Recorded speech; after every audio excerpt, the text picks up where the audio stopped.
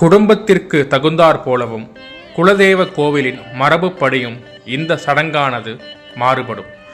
ஆனால் பொதுவாக தமிழ்நாட்டின் பெரும்பாலான குடும்பங்களில் கடைபிடிக்கும் ஒரு மரபு என்றால் தாய்மாமன் மடியில் குழந்தைகளுக்கு காது குத்துவது. இந்த சடங்கில் தாய்மாமன் தான் மிக முக்கியமானவர். தாய்மாமன் சீராக கொண்டு வரும் புத்தாடை, கம்மல் மற்றும் இனிப்புகள் இந்த விழாவின் சிறப்பம்சமாகும். தாய்மாமன் மடியில் வைத்து காது குத்துவதற்கு பின்னால் மிக முக்கியமான சமூக மற்றும் உணர்வு பூர்வமான காரணங்கள் உள்ளன. நம் கலாச்சாரத்தில் தாய்மாமன் என்பவர் தாய்க்கு நிகரானவராக கருதப்படுகிறார். குழந்தை பிறந்து வளரும் வரை தாயின் அரவணைப்பிலேயே இருக்கும். ஆனால் காது குத்தும் போது ஏற்படும் அந்த சிறு வலியை தாயால் தாங்கிக் கொள்ள முடியாது என்பார்கள்.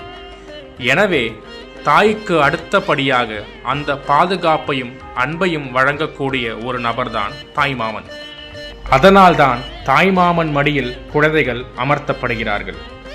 இரத்த உறவின் முக்கியத்துவத்தையும் இது எடுத்துரைக்கிறது. தாயின் உடன் பிறந்த அதே இரத்த உறவை கொண்ட சகோதரர்தான் தாய்மாமன்.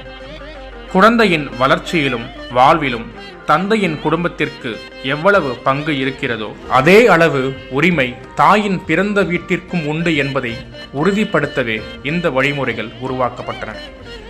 இந்த நிகழ்வு தாய்மாமன் பொறுப்பு ஏற்கும் சடங்காகவும் பார்க்கப்படுகிறது.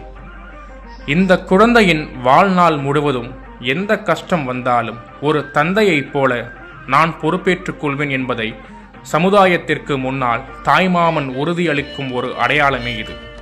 அதனால்தான் காது குத்தும் போது போடும் தங்க கம்மலையும் தாய்மாமனே சீராக கொண்டு வரும் வழக்கம் உள்ளது.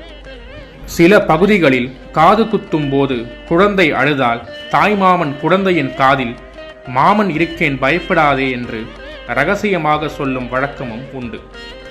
அடுத்த பதிவில் மற்றொரு முக்கியமான தகவலை பற்றி தெரிந்து கொள்வோம். சேனலை சப்ஸ்கிரைப் பண்ணி வச்சுக்கோங்க. நன்றி.